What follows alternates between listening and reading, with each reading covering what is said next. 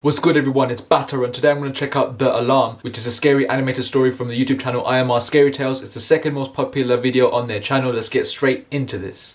This is a very weird story that took place a few months ago. I still live in the same house this happened in. Okay. I have an electrical outlet under my bed that I use to charge my phone with. Alright. I leave my phone up on the ledge above my bed every night, usually using it as an alarm. However, something strange started happening on a Monday night in February. I woke up to my alarm clock blasting. Only it was still dark out. I looked at my actual alarm clock sitting on my desk. It was 4 in the morning. I wasn't sure if I'd accidentally set a new alarm. The alarm was titled Down. I unset it and went back to sleep, not overthinking it. The next night, I woke up again to the sound of my phone's alarm clock blasting. I saw that the time was 3 in the morning, and the alarm clock title was set to Beneath. That's strange, that's really strange. No way had I set that alarm. I would remember something like that. I figured my brother was playing a joke on me somehow. The next morning, I told my dad to tell him to stop messing with my alarm clock, that it's interrupting my actual sleep on school nights. But he swore on his life that he had never touched it, and I kind of believed him. That night, I put a password on my phone and wrote it on a sticky note just for safekeeping. I hid the sticky note on the wall behind my bed and made sure no extra alarms were set. The only one was set for 8 a.m. I fell asleep, but once again, I woke up to the blasting alarm clock in total darkness. 2 a.m. The alarm was titled The. I was a little freaked out now. Something was really wrong with my phone. I was sure someone was hacking into it. The next day I left it off for the whole day in hopes that whoever was messing with it would forget about it. And that night I used my actual alarm clock on my desk as an alarm instead. I set it to 8 a.m. and went to sleep. But when I woke up, there was once again no sunlight.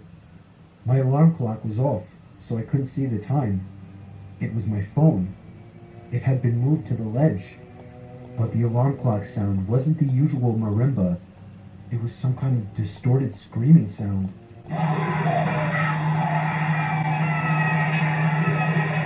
Okay, that would definitely freak me out. That would definitely freak me out if my phone had that alarm, which I didn't set at all. Yeah.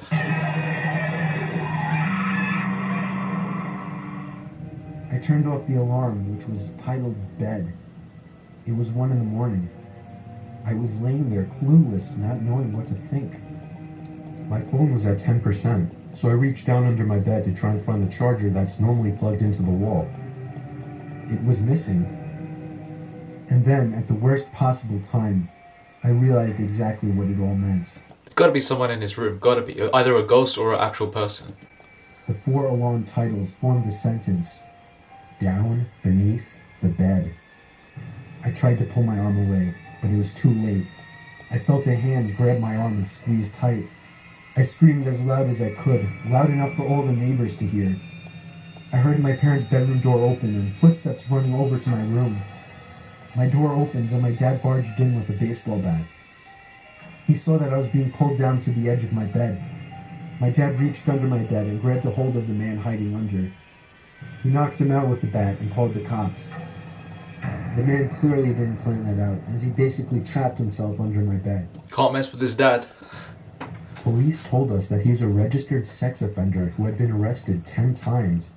He's extremely messed up in the head, and clearly gains pleasure from messing with and scaring his victims. It's No surprise, really. scares me the most that he was in our house and under my bed for 4 days.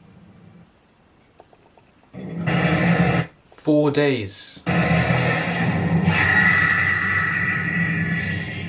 I rate the dad for hitting him with the baseball bat though. He's got some balls to do that.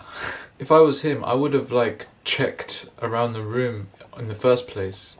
Checked under the bed in the first place. Surely he would have known if he was under his bed for 4 days. If my brother denies it, then there's got to be someone else in the room, right? So that's what my head would be going through when I'm in that situation. But yeah, clearly that guy is messed up in the head, because who would play a distorted sound in order to deliberately just scare someone? If his main goal was to like rape the dude, then just go for that. Why would he scare him? He must have some pleasure in frightening people. That's got to be some sort of mental disorder or something like that. He shouldn't go to prison. He should probably go to the mental hospital. It is very interesting. I see why it's the second most popular video on their channel now. Alright, I'm gonna try and make my videos 10 minutes long, so I'm gonna react to scary school stories, scary story animated from the channel IMR Scary Tales yet again. Let's get straight into this. I got a gift for you, Miss Carver. Matthew stood in front of my desk, holding out a big chocolate chip cookie.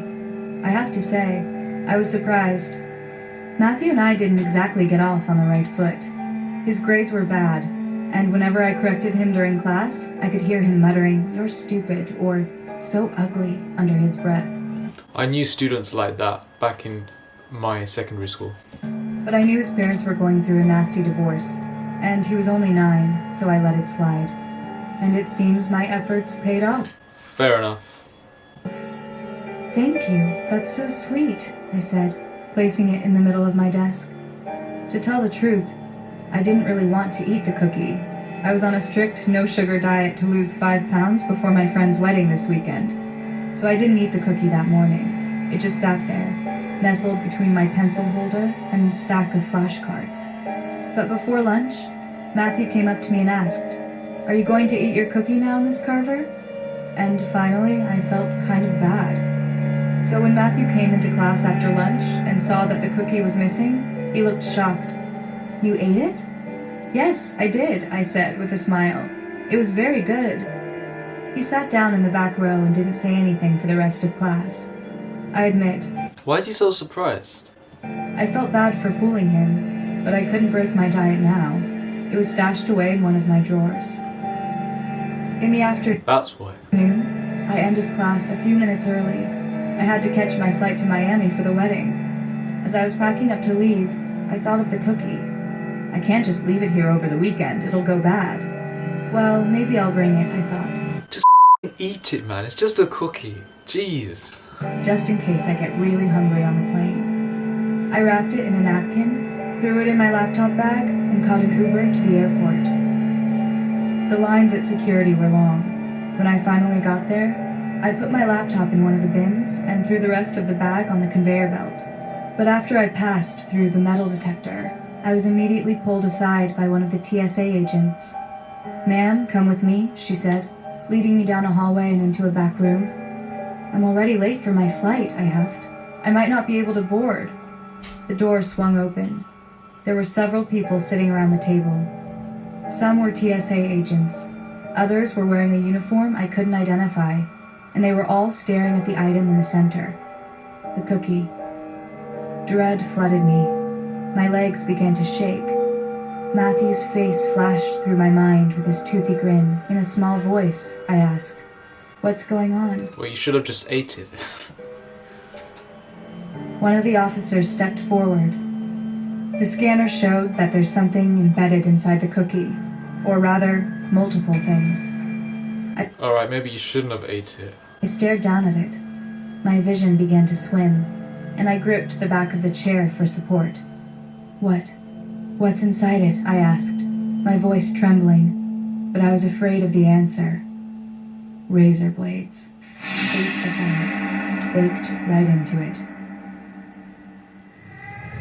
Okay, I regret what I said. She shouldn't have ate it. She made a good choice by not eating it, alright? I mean, if it was a normal person who wasn't on a diet, they could have just cut their throat and just ended up dying. It could die, actually, if it actually slit their throat, yeah, from the inside. I don't know. I'm not sure if you can survive from that, if I'm honest. Even if you swallow it, it will just cut up the walls of your, what do you call it, esophagus or your stomach or whatever. I mean, you can't digest it, can you? So if you don't die from it, you'll definitely suffer from like severe damage, definitely. And yeah, that was interesting, very interesting. But I'm not sure why the boy had this beef with the teacher in the first place. That's what I'm not sure about. Why is he so angry on her? just because his parents had a divorce doesn't mean he has to show his anger on the teacher. What's the reason behind it, innit? That's what I'm a bit confused. I might have to rewatch it just to know why. Yeah, I rewatched that video just to see what the reason was, but they didn't really give any hints or nothing, so I don't see why he wanted to actually do this to his teacher. What was the reason? Anyways, it was a very interesting story. No pedophiles this time, no pervs, or nobody stalking into someone's house this time, so at least that's a change. Great video, and